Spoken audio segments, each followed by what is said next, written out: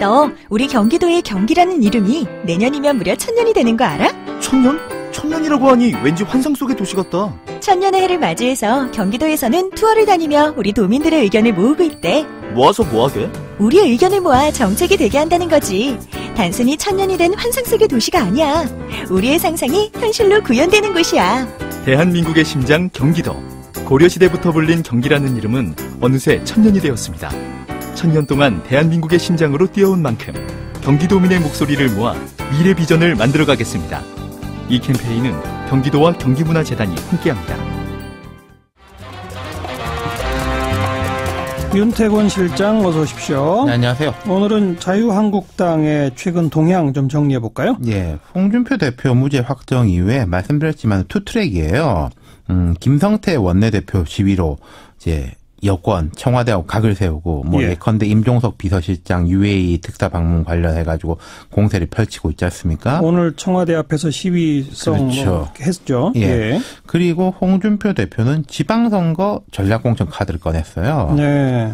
그 원내 지도부는 청와대랑 싸우고, 당대표는 선거를 챙긴다. 그렇죠. 역할 분담인데, 예. 홍 대표 최근의 발언이 대구, 경북 같은 경우에는 경선을 해도 무방하겠죠. 거기 후보군이 많으니까. 네, 그 외에 우리가 취약한 지역은 꼭 경선으로 뽑아서 선거하는 것이 옳으냐 이렇게 말했어요. 예. 당내 구체적 이야기가 나오는 게 이제 TK 지역하고 인천을 제외한 나머지는 전략공천으로 갈 수 있다. 왜 인천이냐? 인천은 이제 자유한국당이 갖고 있잖아요. 예. 시장을 그 친박계지 않습니까? 유정복 시장. 그렇죠. 예. 그러니까 경선할 수 있다는 이야기겠죠. 예, 예. 대구, 경북하고 인천은 경선을 하고 네. 나머지는 경선 없이 전략공천? 그렇죠. 왜 그런 거냐. 예. 이게 통상적으로 이런 게 있어요. 꼭 자유한국당이 아니라도 특히 자유한국당 지금 당에 경쟁력 있는 인사가 많지 않다고 보는 거예요. TK 네. 지역 제외하고는. 당 내에. 그렇죠. 그러면은 바깥에 좋은 인사를 영입해야 되는데 과거에 다른 당들도 보면은 밖에 있는 인사들한테 공정한 기회를 보장하겠다.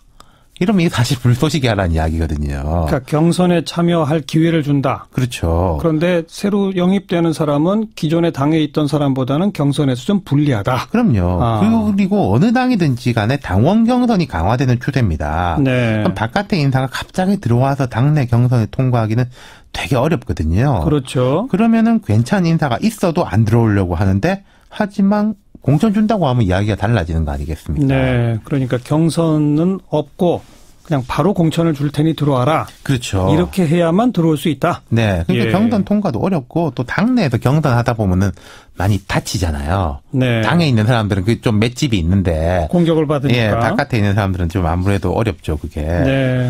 뭐 지역별로 영입 대상이라고 벌써 몇몇 언론에 이름까지 나오던데요. 예, 서울 같은 경우에는 그 18대 국회의원 지낸 홍정욱 헤럴드 경제회장, 그리고 참여정부 청와대 정책실장 지낸 김병준 교수. 김병준 교수는 박근혜 전 대통령이 총리하려고 하다가 이제 그렇죠. 안 된 예. 그 케이스가 있죠. 그리고 예. 당내에서 이제 김용태 의원 젊으니까 예, 아무래도 예.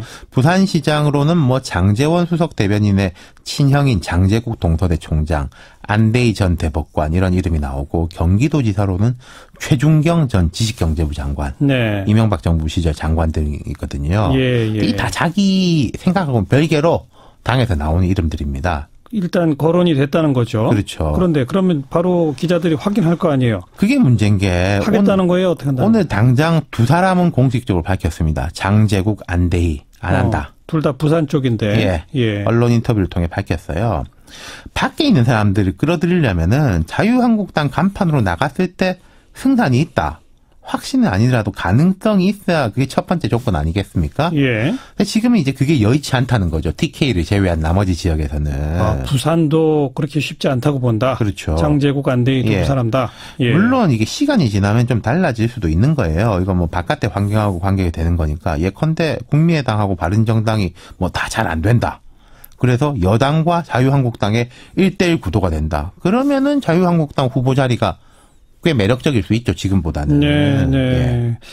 그런데 지금 거론되고 있는 영입 대상 지역, 서울, 뭐 부산, 뭐 경기 등등의 내가 한번 나가보겠소라고 준비하던 사람들 많을 거 아닙니까? 그렇죠. 그 사람들은 어떻게 되는 겁니까? 그러니까요. 지금 예를 들어 부산시장 같은 경우에는 서병수 현 시장이 홍 대표 아주 사이가 안 좋아요. 예. 아마 공천 안 될 걸로 보는데 이 서병수 시장 같은 경우에 무소속으로 출마하겠다 그래요. 예. 아까 경기도 최준경 전 장관 이야기 나왔지만은 그 남경필 지사는 무조건 나가는 거 아니겠습니까? 남경필 지사는 현재는 바른정당 소속이니까요. 그렇죠. 어쨌든. 예. 예. 그러니까 우리가 이 데자뷰 현상이 있는 게 지난 대선으로 한번 돌아가 보죠. 예. 반기문 전 유엔 사무총장 영입해가지고 꽃가마 태워가지고 범보수 후보로 하겠다 이런 이야기 나오고 전격 교육해갖고 한동안 또 예. 새머리도 하긴 했는데 반기문 전 총장이 이제 물러나고 나니까 황교안 당시 권한대행이 또 이제 막 주목을 받고 지지율도 오르고 막 그랬지 않습니까? 그랬었죠. 근데 이분도 안 나간다 그랬죠. 여러 계산이 있었겠지만요. 둘 다 연속해서 안 나간다 그랬죠. 그러니까 돌고 돌아가지고 이인재, 김진태 이런 분들하고 이제 홍준표 당시 경남지사 그 당시에 새누리당 안에 있던 인물들이 경선해가지고 결국은 홍준표 지금 이제 대표가 대통령 후보가 됐잖아요. 그랬었죠. 결국 바깥에 게 여의치 않아가지고 예. 지방선거도 제가 지금 볼 때는 그렇게 될 확률이 상당히 높아요. 바깥에 제가 이런 말씀드린 인물들이 떨어져도 다음 총선까지 내다본다 이런 계산이 아니라면은 예. 쉽지 않아지고 그럼 결국은 원래 그 얼굴들 후보를 내긴 내야 될 거 아니겠습니까? 예. 그 말은 자유한국당의 지지도가 좀 올라가든지 경쟁력이 생겨가지고 지방선거 내가 나가면 당선될 가능성이 좀 높다.